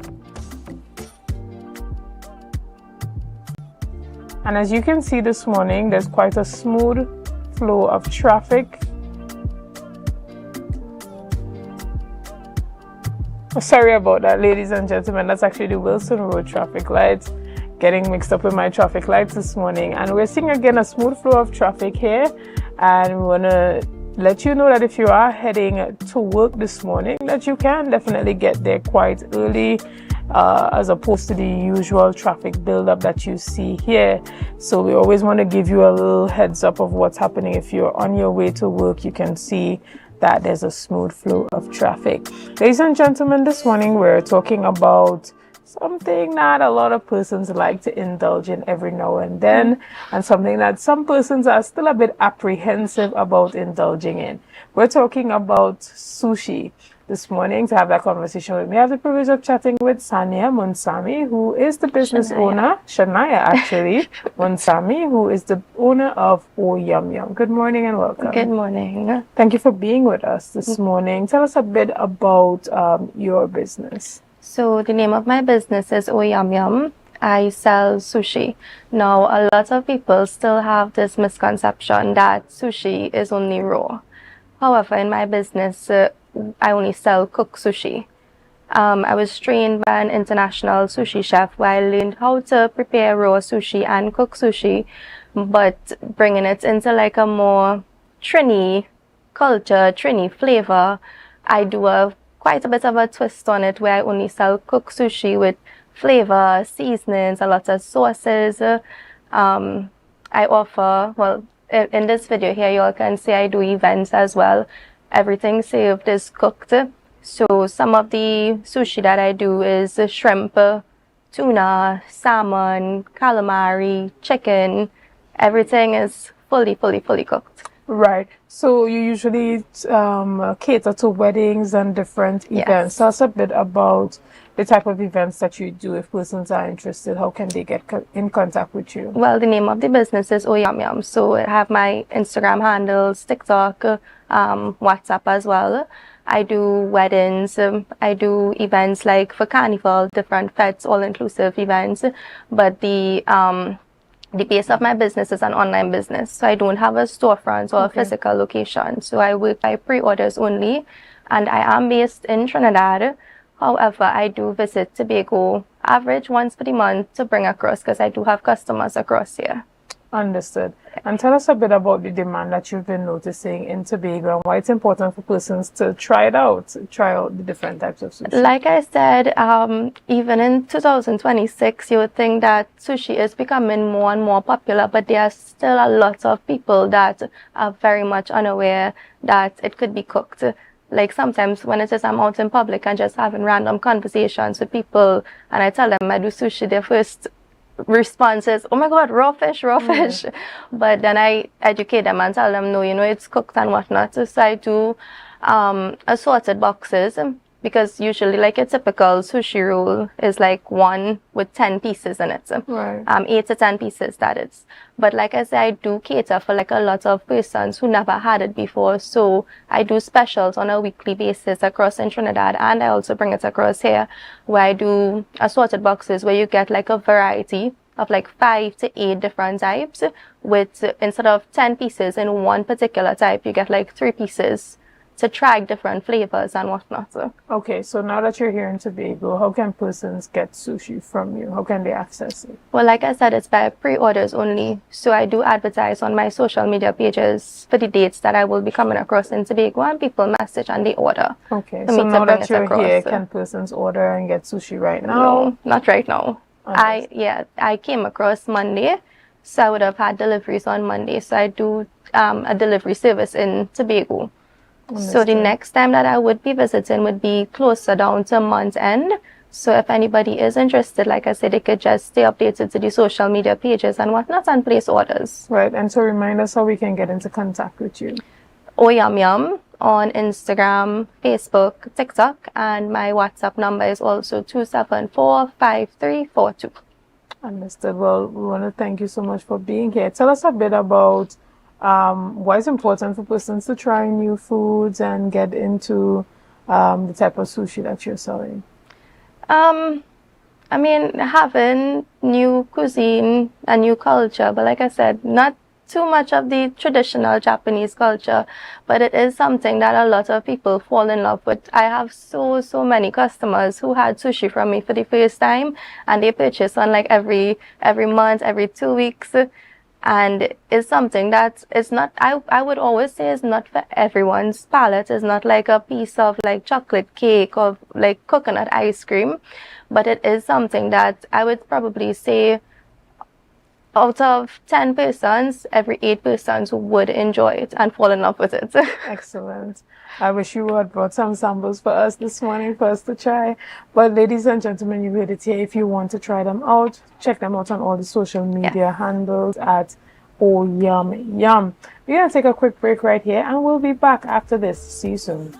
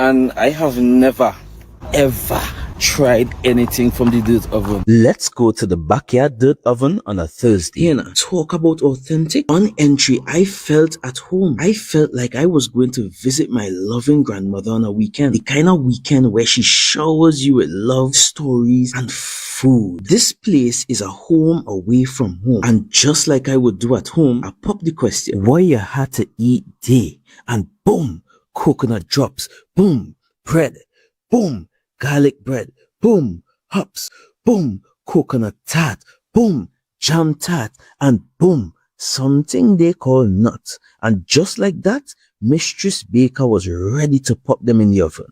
And don't worry, she had some help. And while we was waiting, I said, let we hear from Mistress Baker herself. Well, we've been operating for a couple of years now. We started, this was a COVID project. We operate strictly on Tuesdays. Tuesdays only. You don't keep stock. We only sell on Tuesdays. Such a sweet lady. Hey, Olia, get ready. When last you see a nice golden brown bread, sir? Backyard bakery for the win. Olia, a GT. I finally get me the oven bread with a little extra goodies on the side. You might be asking, where they're located? They are located on Bukuru, right on Nightingale Avenue, right before Racetrack Wheels if you're coming from town. Just look for the green hedge. You can't miss it. Pause. Check out the menu day one time. Honestly, guys, this is an experience I will never forget. It's a home away from home, a place filled with love, life, and most importantly, good bread.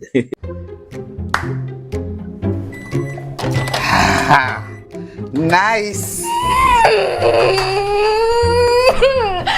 If I have to call a supervisor one more time to sign off on a customer because their financials are in a mess, I will scream. Hey, don't scream in a bank. That have lock up in it. It's either they're not registered properly, or you know what? We could just forget about annual returns, right?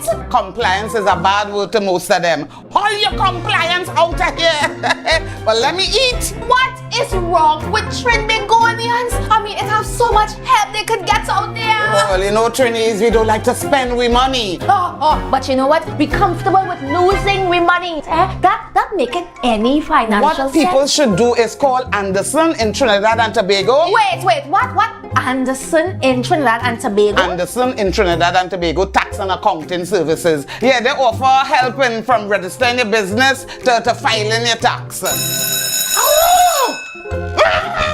My lunch is over. Wait, tell me more. No, go and scream in the bank. You go and scream in the bank. No, Antoine, don't get one sooner.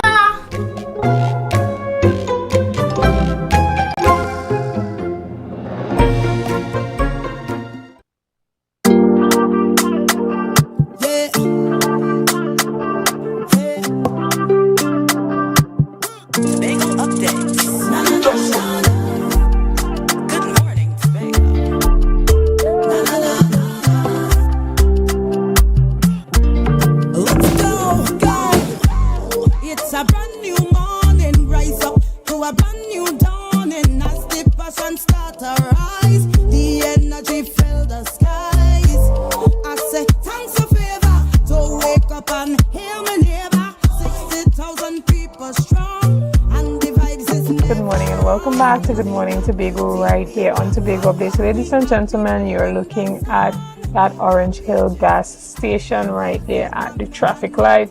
And as you can see this morning, it's quite a free flow of traffic going east and westbound. So if you are on the highway trying to get to work this morning, or most likely you've already gotten into the office, then there's no problems happening there. Ladies and gentlemen, this morning we are talking all about the book bartering that's happening here in Tobago. And to have that conversation with me, I'm chatting with Mrs. Judith DeVertile. Miss Judith DeVertile. Yes, thank you. Good morning. And principal of Pideo Learning Center. That's morning. Correct. Tell us a bit about this book bartering system and how persons can benefit from it. Yes, indeed. The bartering book program started in 2015. I actually heard an advertisement by a bank advertising $30,000 loan sale to buy school books and supplies. And as an educator, I said to myself, but it doesn't have to be so expensive. And so I went before the Lord in prayer, and he said, barter books. I did economics and accounts, so I know what he meant when he said to barter, since bartering was a system that was employed before money was invented. And so I started in 2015 in Trinidad and 2016 in Tobago. Understood. And so there are a number of places in Tobago, even like the Division of Education, where parents are encouraged to take back the textbooks and even get new ones for free. But there's that issue that arises when persons have a number of books at home, like they have an entire library of books that are no longer relevant. How does the actual book bartering system work? Sometimes persons just want to get rid of all the books they have because they no longer have school-age children at home. Yes. How can they be a part of this? Well, if they have books to contribute, I will tell them to send a video, and I could actually tell them the ones that are still in the system and the ones that are no longer in the system. However, I brought 3 books for you to see. I'm sure you would see that they're in pristine condition. Right. And over the years since they were collected, at first they were in the system. And during the 10-year period, they're actually no longer in the system. New and revised. And so those books I would usually pass on to police youth clubs, anybody that have a homework program. But due to the fact that I'm running out of space, I'm looking for a home in Tobago, I'm only taking current books to fill the book list so that parents who need a book support can get the book support. Understood. And tell us a bit about how the actual bartering system works. Is it that persons reach out to you? Do they have to pay a registration fee, send their book list? Tell us how it works. Well, actually, we only give based on the book list. because we don't want people taking books for taking a book's sake. We want people to actually get books that their children can use at school.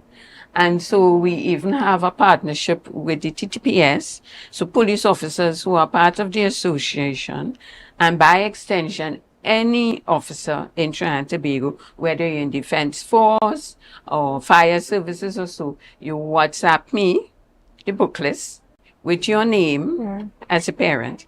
Indicate if you are in Tobago or Trinidad, because I go back and forth, and you will get an appointment to come in, and you will contribute books that somebody else will get, and what you are getting, somebody gave. Excellent. You join the program, return the books the following year, and you get the books for the next year. Excellent. And tell us a bit about why this helps to relieve the stress on parents. Well, a lot of parents would come, they have 2 or 3 children of school age, and is only so much disposable income that they have towards getting the school books. So I would always tell them, well, join the program, and the extra funds that you will have, go in the grocery, put some food on the table. The important thing is that your child is getting the book for school. Understood. Tell us a bit about the importance of even parents and children carrying the books so that they can pass it on, and creating that culture of passing books on. I remember, you know, in my earlier years, one of the things that we used to do within the community, the first thing that you do when you get a book list is go around to some of the other students in the community who would have already passed where you were, and see what books they have that you have on your book list, and we would be given books, and it was, books were always passed on. It was always this culture within the community of passing on books. That is true. And that's a place for years. As a matter of fact, there's only one book that still happens like that. That's the West Indian Reader. Right. The little red book. Right. That is still passed on. Other than that, books are revised so often that parents can no longer do that. So what we tell the parents is that when the child gets a book, let them cover it, keep it in a good condition, and you are teaching the child to take care of the book. And then when they bring the book back in, they actually know that they will be able to get the facility to continue. If you don't return the books, sorry, you can't get any more. Understood. Yes. And so tell us a bit about this changing of the books, the new edition, the revised edition. Is it a completely new book? What are the differences that you often see when you compare them? Because you are always dealing with books, so you can open the books page by page and cross-reference them. Yes. What are some of the major differences that often? The major difference really is that they would add like a paragraph or 2, then say new and revised, and the price goes up. Over the years, I've seen a book that was popular suddenly becomes 2 books. So you have to buy book 1 and book 2 to get what was 1 book before. This system needs to be regulated, and the Ministry of Education ought to oversee it to ensure that these things don't take place. At the end of the day, we want the child to get the education, but we don't want the child to feel as though they have to have the new and revised. Actually, I would like to commend some teachers are actually asking for the previous book. And they just compare the page and say, okay, previous book, page 79, new book, page 80. Yes. It's the same book, really. Right. So first of all, give us your number. Where My persons telephone number, yes, 333-3173.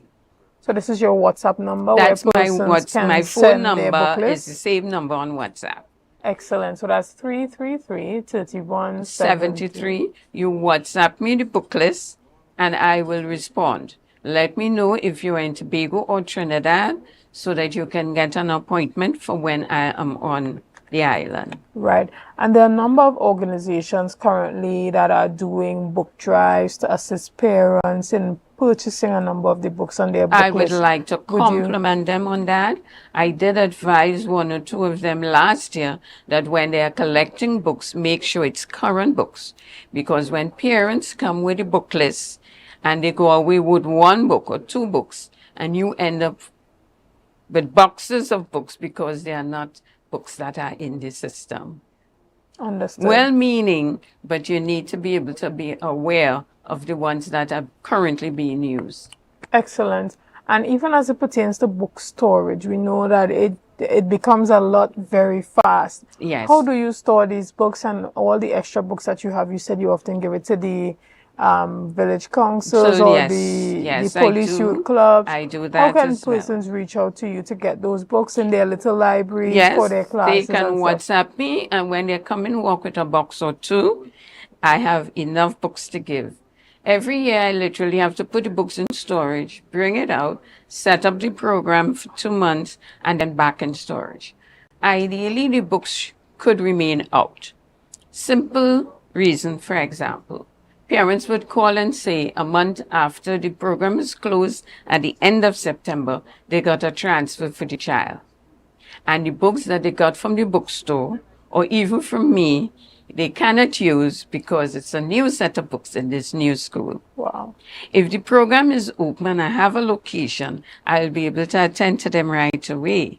In the case of parents who got books from the bookstore and the bookstore is not taking them back, I will take those books and replace it at no cost. If a parent experiences a fire and the school books are lost in the fire, we replace the books at no cost. Wow, that's an excellent initiative, and we hope that our viewers online are taking notes and they are taking your number as well to reach out to you, to hand it over to someone within their community or even an organization that you know currently has a book drive. This may be an excellent opportunity for collaboration, especially to get a number of those books off of your hands and to help a number of families who are really in need of the help during this time in filling some of these quite expensive book lists. Yes, indeed. Right? And also we give stationery while stocks last, both in Tobago and Trinidad. So you know the copybooks, pencils and so on, we give that as well. And I'm looking for a home for the bathroom book program in Tobago. If anybody know of a space that I can get, remember it's a volunteer program. It's not commercial rate. And I will definitely look at it to see how we can use that space because we do need it. Understood. Well, a number of persons do look at our program and we know that someone out there may have the facilities to facilitate this. So guys, reach out to her at 333-3173 and you can definitely be a part of contributing back to Tobago and giving these books a long-term home, so that I can maintain the integrity of the books as well. Yes, indeed. Yes, Even as we indeed. wrap up this morning, is there anything that you want to say to our viewers looking on? Yes, indeed. I want to refer to a verse of scripture in Isaiah 55 verse 1, where it says, "Come without money and buy." Yes, I like that. So again, we want to thank you for being here and we want to thank you for having this God-inspired initiative. Yes, God-inspired. And we pray that it will continue to impact the lives of those that it was intended to impact. Ladies and gentlemen, we want to thank you so much for being a part of this morning's discussions. We want to thank you for your likes, your shares, and your comments, and all that you have been doing and continue to do to make Tobago Updates the #1 broadcaster here on the island of Tobago. Again, I am Chanel Felix, and I'm always going to encourage you to have a productive day. Never